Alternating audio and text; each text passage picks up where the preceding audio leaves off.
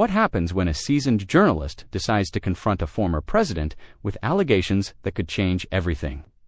What you're about to witness is one of the most explosive interviews in recent political history, where accusations fly, tempers flare, and a walkout becomes inevitable. This isn't just another political interview. This is a masterclass in tension that builds to an absolutely shocking conclusion. Make sure you subscribe and drop a comment below, because you're going to want to discuss what happens next. The ABC News studio was unusually quiet that morning. Terry Moran sat across from his production team, reviewing his notes one final time. The interview with Donald Trump was scheduled to begin in just 20 minutes, and Moran knew this wouldn't be like any other political interview he'd conducted in his 30-year career. His producer, Janet, approached with a concerned expression.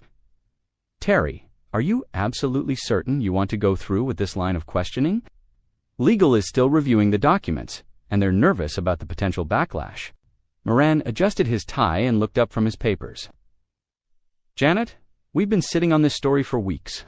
The source is credible, the documentation appears authentic, and if we don't ask these questions now, when will we? This is exactly the kind of journalism that matters.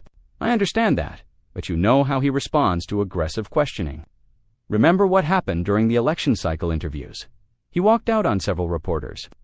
Then we'll cross that bridge when we come to it," Moran replied, his voice steady but determined. The American people deserve answers to these questions, regardless of how uncomfortable they might make our guest.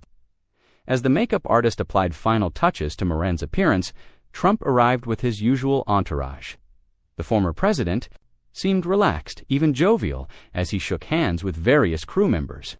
His press secretary briefed him on the expected topics, while sound technicians fitted his microphone. "Terry," Trump said with a smile, as he settled into his chair, "always good to see you.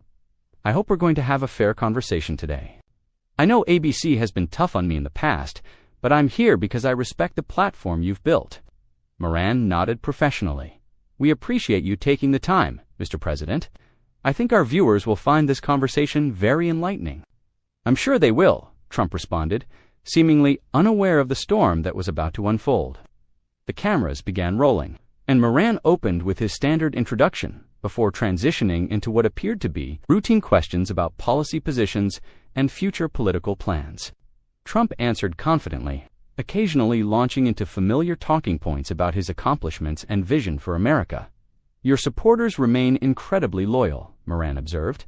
"They trust your judgment on a wide range of issues. That trust is something you've cultivated over many years in business and politics." "That's right, Terry. Trust is everything in leadership. People know I'm honest with them, sometimes brutally honest. I tell them exactly what I think, whether it's popular or not. That's why they believe in me." Moran paused, his expression shifting slightly. "Speaking of honesty and trust, I'd like to ask you about some information that's recently come to light. Information that might challenge that narrative of transparency you just described." Trump's posture straightened almost imperceptibly. "What kind of information?" "We've obtained documents that suggest there were private communications between your organization and certain foreign entities during a critical period in your presidency. Communications that weren't disclosed to the appropriate oversight committees." The room's atmosphere changed instantly. Trump's media team exchanged glances, and his press secretary leaned forward in her chair. Trump himself maintained his composure, but Moran could see the calculation happening behind his eyes. "Terry, I think you need to be very careful about making accusations based on documents you claim to have obtained. There's been so much fake news, so many false allegations over the years.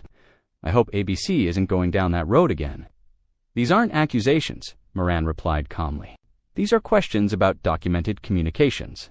Would you like to explain the nature of these exchanges?" Trump shifted in his seat, his voice taking on a sharper edge. "First of all, I'd need to know exactly what documents you're referring to. Second, all communications during my presidency were handled through proper channels, with appropriate oversight. This sounds like another fishing expedition." Moran reached for a folder beside his chair. "I have copies of the communications right here. They detail specific arrangements that appear to contradict your public statements about foreign policy independence. Would you like to review them?" "I don't need to review anything," Trump responded, his tone becoming more defensive. Action I took as president was in America's best interest. If you have specific questions about foreign policy decisions, ask them directly instead of playing games with mysterious documents. The tension in the studio was palpable now. Camera operators continued filming, but several crew members had stopped their other activities to focus entirely on the developing confrontation.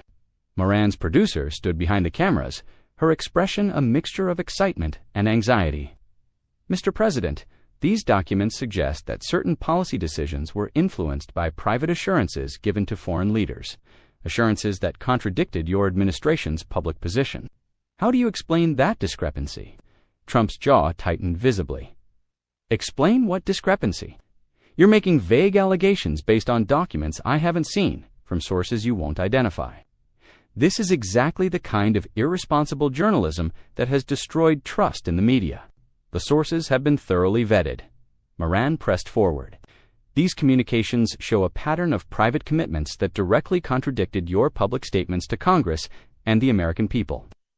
Don't you think the public deserves an explanation? The public deserves honest reporting, not gotcha journalism based on leaked documents that probably aren't even authentic," Trump shot back, his voice rising slightly. "How do I know these aren't fabricated? How do I know this isn't just another witch hunt disguised as legitimate journalism?"